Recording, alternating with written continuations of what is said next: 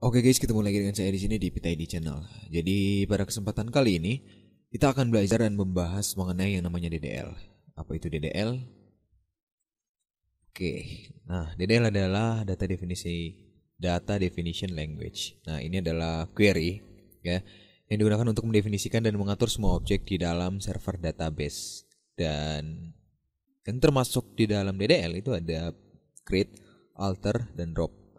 Ya, saya rasa kalian yang menonton video ini itu sudah tahu dan mengerti mengenai konsep dari DDL ya. Jadi sekiranya ini adalah ringkasan dari DDL atau Data Definition Language yang tadi saya buat. Jadi ya DDL ini itu merupakan proses pembuatan database ya, tapi secara manual. Ada juga sih cara cepatnya untuk membuat database. Jadi tinggal ditempel-tempel saja, cuman ya ini merupakan cara yang paling basic. Walaupun sekarang programmer itu tidak serta-merta menggunakan cara ini ya untuk membuat database, tapi mereka cenderung menggunakan cara yang lebih mudah dan lebih cepat ya tentunya dengan MySQL. Nah, untuk kalian yang belum tahu cara membuat database menggunakan MySQL, kalian bisa nonton video saya dan linknya akan saya sertakan di deskripsi. Oke, lanjut. Nah, sekarang di DDL ini atau Data Definition Language ini itu ada tiga opsi ya di dalamnya. Jadi mencakup tiga hal maksudnya. Ada create, ada alter, dan ada drop. Nah, kalau create ini berfungsi untuk ya tadi membuat database. Nanti akan saya jelaskan. Lalu untuk alter ini digunakan untuk memodifikasi database dan ini juga nanti akan saya jelaskan. Sementara drop ini digunakan untuk menghapus database. Oke. Nah, ada juga cara untuk mengaktifkan database ya. Kita bisa gunakan perintah use. Di sini kalian bisa lihat ya, use itu untuk mengaktifkan database-nya. Jadi untuk mengaktifkannya ya kita bisa gunakan perintah use lalu diselingi dengan nama database-nya itu apa. Jadi misalkan use sekolah. Jadi maksudnya adalah database yang diaktifkan adalah database sekolah. Jadi perintah use digunakan untuk mengaktifkan database. Nah selanjutnya ya perintah use ini itu harus kita gunakan untuk mengaktifkan database sebelum databasenya itu dibuat. Jadi tabelnya juga baru akan bisa dibuat ketika kita sudah gunakan perintah use itu ya. Nah sekarang kita akan masuk ke penjelasannya. Jadi DDL itu menggunakan command prompt. Nah caranya ya kita harus masuk dulu ya ke command prompt. Oke, kita cari dulu command prompt karena itu menggunakan command prompt ya. Nah sekarang saya akan jelaskan dari yang paling basic dulu dan secara berurutan. Nanti untuk video-video lainnya akan saya sertakan juga atau saya buatkan tutorialnya secara khusus. Cuman ini akan saya jelaskan definisinya secara umum mengenai DDL itu apa. Jadi intinya adalah di video ini mengenai perkenalan atau pengenalan mengenai DDL itu apa.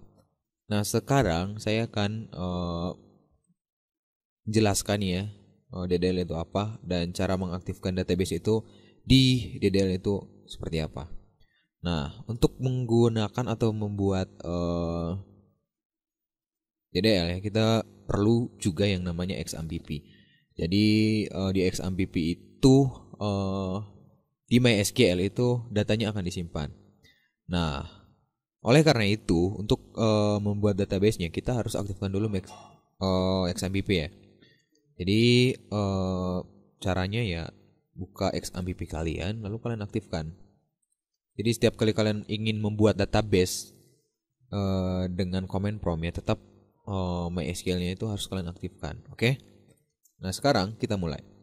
Nah di sini posisi dari command prompt saya itu ada di drive C.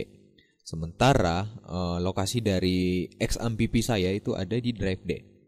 Intinya adalah atau sasarannya adalah kita harus masuk ke folder XAMPP, oke?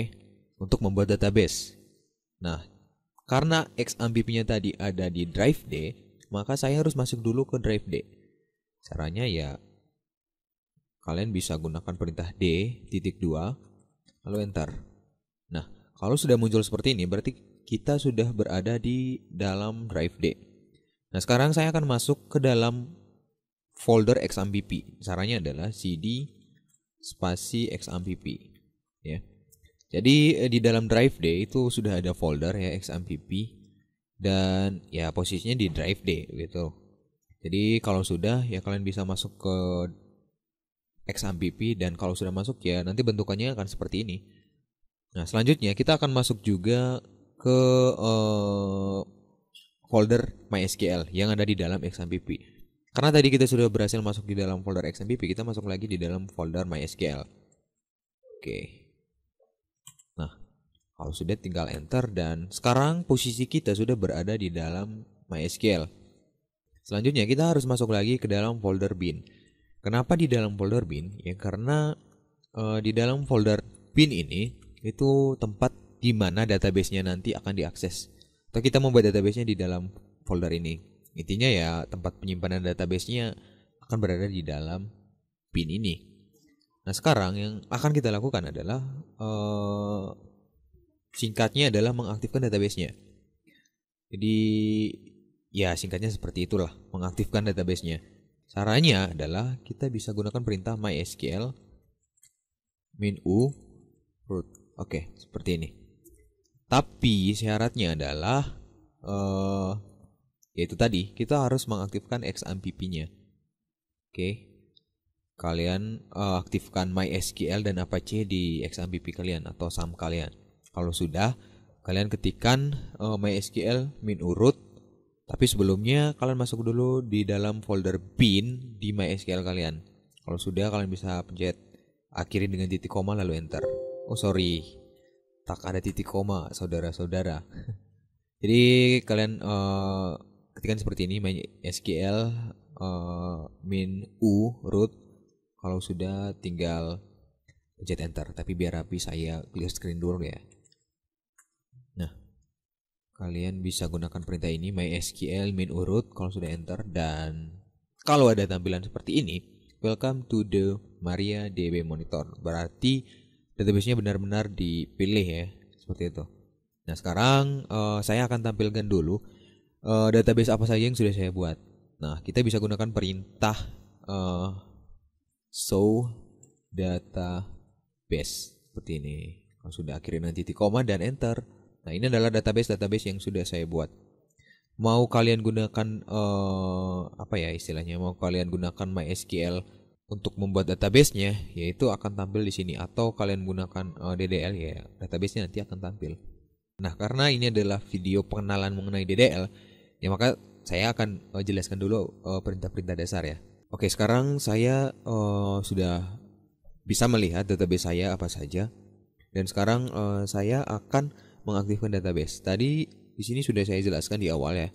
Kalau untuk mengaktifkan database, kita bisa gunakan perintah use. Nah, caranya kita gunakan saja perintah use. Nah, sekarang saya akan mengaktifkan database rumah sakit. Caranya ya gunakan perintah use, lalu masukkan nama database yang ingin diaktifkan itu apa. Nah, karena saya ingin mengaktifkan database rumah sakit, maka tinggal saya masukkan namanya rumah sakit. Sorry. Oke. Titik koma lalu enter. Nah, di sini bisa dilihat database telah dipilih. Nah, di bawahnya ada MariaDB dan ini adalah rumah sakit. Berarti kita sudah berada di dalam database rumah sakit. Nah, kalau sebelumnya tadi bisa dilihat seperti ini, MariaDB dan ada known di dalamnya, berarti belum ada database yang dipilih. Nah, dengan kita gunakan perintah use rumah sakit atau use spasi nama database-nya, ya database-nya berhasil dipilih dan bisa dilihat itu dibuktikan dengan MariaDB spasi di sini ada rumah sakit di dalamnya. Nah, selanjutnya contoh lagi nih, kita gunakan perintah use test. Artinya kita akan mengaktifkan database tes ini. Maka ketika dipencet enter, nah database tes berhasil dipilih. Bukan lagi di rumah sakit, tapi di tes. Nah, selanjutnya kalau berpindah lagi ya sama, kalian bisa gunakan perintah rumah sakit.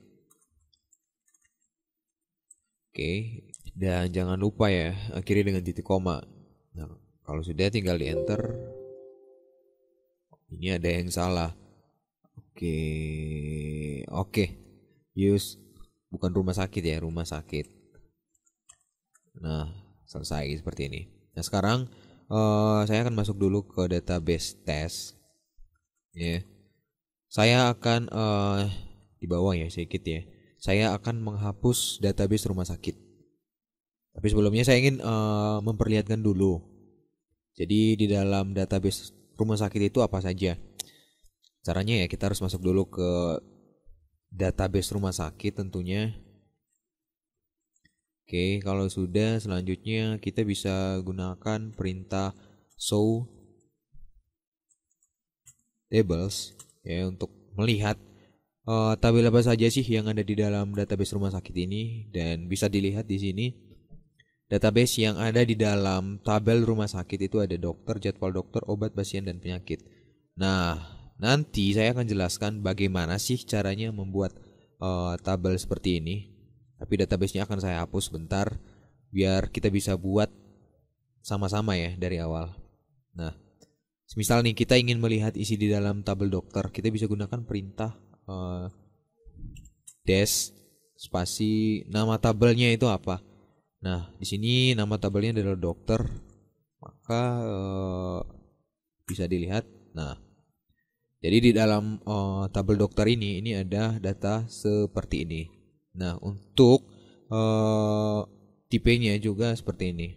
Nah, untuk membuat seperti ini ya, atau bagian-bagian seperti ini akan saya jelaskan nanti di video selanjutnya. Oke, nanti link deskripsinya akan saya sertakan di bawah ini ketika videonya sudah selesai. Oke. Nah, selanjutnya saya akan menampilkan juga isi di dalam jadwal dokter itu ada kolom apa saja sih. Caranya masih sama, kita bisa gunakan perintah dash spasi nama dari tabelnya.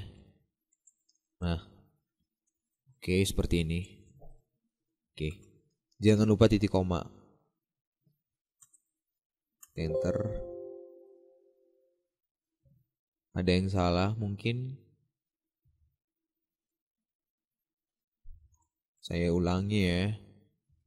Oh, tertukar men. Jadi seperti ini, dash spasi jadwal dokter, oke, titik koma, enter, dan bam, ini isi di dalam tabel dokter. Nah, sekarang saya akan menghapus semua database ini. Caranya ya kita masuk dulu ke database test.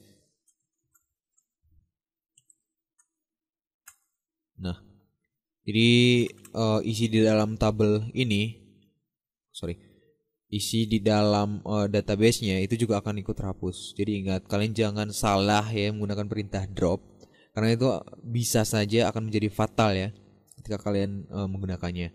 Jadi ketika kalian gunakan perintah drop, itu database-nya tidak akan bisa kembali. Kalau sudah kehapus ya otomatis akan hilang selamanya, termasuk data-data yang telah kalian buat di dalamnya. Nah, sekarang sebagai contoh saya akan menghapus database rumah sakit ya. Caranya ya bisa gunakan perintah drop spasi nama database-nya itu apa. Saya masukkan rumah sakit dan oke. Saya ada yang salah ya. Kita gunakan perintah drop database rumah sakit. Nah, oke, ada yang salah lagi ya. Jadi untuk menghapus kita bisa gunakan perintah drop data bus seperti ini, spasi nama database-nya, bukan database ya.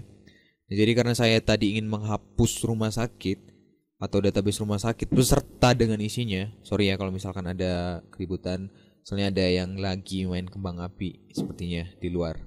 Oke, semoga suaranya masih bisa terdengar jelas dan dentuman kembang apinya tidak terdengar. Oke. Nah, lanjut. Untuk menghapus tadi kita bisa gunakan perintah drop ya, dan ditambah dengan drop data bus ya, spasi nama database-nya. Di sini saya ingin menghapus database rumah sakit. Nah, maka kalau sudah titik koma dan enter. Nah, bisa dilihat query oke. Artinya adalah database-nya berhasil dihapus. Nah, untuk membuktikan kita bisa gunakan perintah show database. Oke, kita bisa gunakan perintah seperti ini ya untuk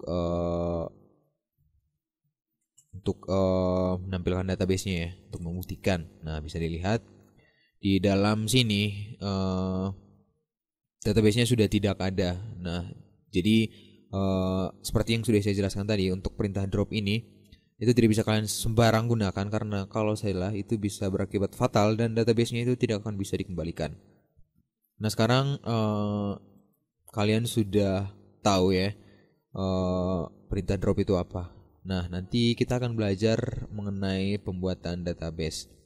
Jadi di video awal mengenai DDL ini atau Data Definition Language ini itu hanya menjelaskan dasar saja atau basic saja, yaitu mengenai DDL itu apa dan perintah drop itu seperti apa, ditambah dengan beberapa tips-tips juga ya tadinya. Nah, di video selanjutnya atau di video kedua mengenai DDL ini itu kita akan belajar mengenai create. Jadi ini digunakan untuk membuat database. Caranya sih tidak mudah. Intinya seperti ini. Semisal kalian ingin membuat database ya, kalian bisa gunakan perintah create. Spasi nama database-nya itu apa? Misalkan nama database-nya adalah rumah sakit, sudah rumah sakit. Tapi nanti akan saya jelaskan secara terperinci ya biar kalian lebih mudah memahaminya. Jadi kalau misalkan kalian belajar DDL, kalian harus mengerti dulu konsepnya itu seperti apa dan DDL itu seperti apa biar tidak ada trouble ya dalam kalian memahami materi selanjutnya. Jadi DDL ini sangat penting. Walaupun ada cara lebih singkatnya lagi ya dengan menggunakan MySQL, tapi kalau kalian berada di bangku pendidikan, kalian akan belajar ini dulu buat bisa jadi pro. Oke. Oke teman-teman, untuk video kali ini cukup sampai di sini. Like jika Anda suka, dislike saja jika Anda tidak suka. Kita ketemu di video selanjutnya.